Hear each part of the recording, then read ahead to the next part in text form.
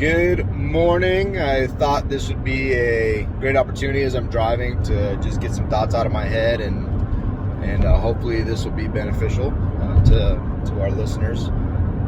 But yesterday I had a very interesting experience. There was a uncomfortable conversation that had to be had, and didn't really know which direction it was going to go, and it basically could have ended with me, a friend telling me, hey man, this is just what I'm going to do, and it's the direction I'm going to go, so I'm not really concerned about your feelings on that or your thoughts on that. Or it could have ended with me potentially doing the same thing and agreeing to disagree, and losing a friend over really what it boils down to business and money and a different perception and different perspectives on the ideas of doing business. But what ended up happening is it took a little bit of courage to make the phone call. It was a decision. It was intentional.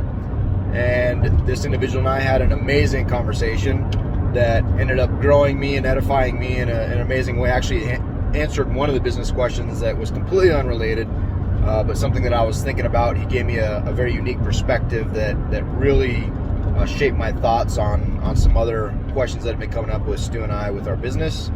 But it also gave an opportunity for us to fellowship and to just have a frank conversation and an honest conversation about our perspectives. And then it also helped us each to see where we may have had misperceptions as well, had some misperceptions about each other, and because of the fact that we just simply didn't talk to one another. So my only point to this video is, do not be passive aggressive. Do not allow uncomfort to hinder a conversation that you may have, and be direct, be frank, be honest. And I think that you will find that there's huge blessing in that, and you also may not only save a relationship, but you may grow a relationship, and it will absolutely shift whatever internal thoughts, whatever internal words you're telling yourself about others and about yourself. And I think that there's always a benefit to addressing issues head on, despite our desire and our human nature to avoid conflict and avoid hard conversations. I have found, I do not shy away from hard conversations. I kind of enjoy them. But what I have found is almost 100% of the time, those hard conversations yield beautiful fruit and usually grow a relationship. So it's just my thought for today. What's up, folks? Back again. Just a continuation of our earlier conversation about not making assumptions, being comfortable in discomfort, and having hard conversations. And we have a guest speaker in my personal thoughts today. Guest speaker, Stuart Grazier, everybody. Round of applause. Yeah, man, it's interesting that we started talking about this situation, and our personalities are very different.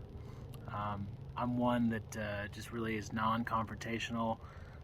And I would feel very challenged to have a conversation, a hard conversation, and I'd be the one that just chooses not to have that conversation, chooses to be passive aggressive, and in this situation, that probably could have been detrimental to a relationship.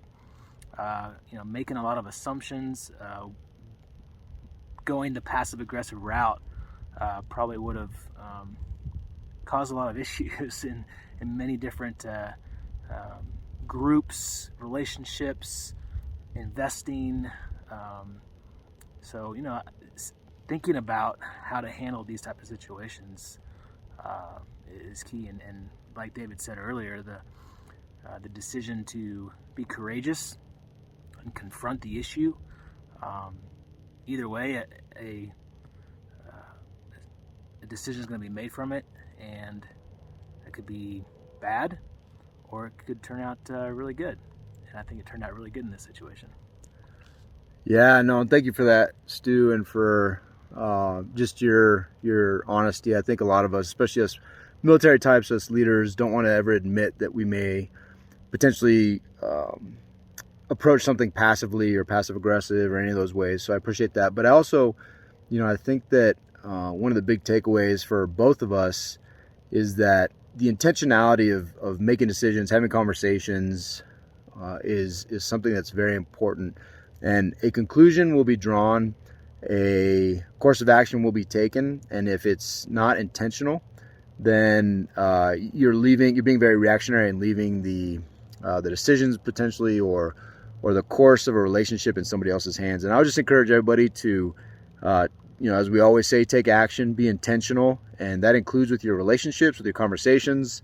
And there's always going to be a narrative, and it just depends on, are you the recipient of that narrative, or are you the one choosing the path of that narrative and choosing the direction it goes. And you can't ever anticipate somebody else's reaction, but it's like the age-old question: if you never ask, the answer is always no.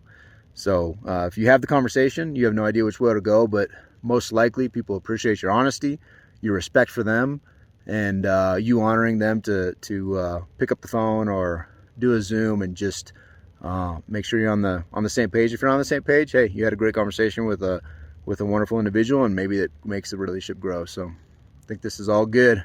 Thank you, Stuart, for being in my brain. Yeah, man, one more thought. We actually had a really good conversation with our buddy Russell the other day on this situation. And he made another really good point about either you could choose to be reactionary or you can choose to be responsive. And both outcomes could be the exact same or not. But reactionary is rarely a better course. If you think on it, don't react when you're angry, and instead respond with a proper answer, I think you're going to get a better outcome every time.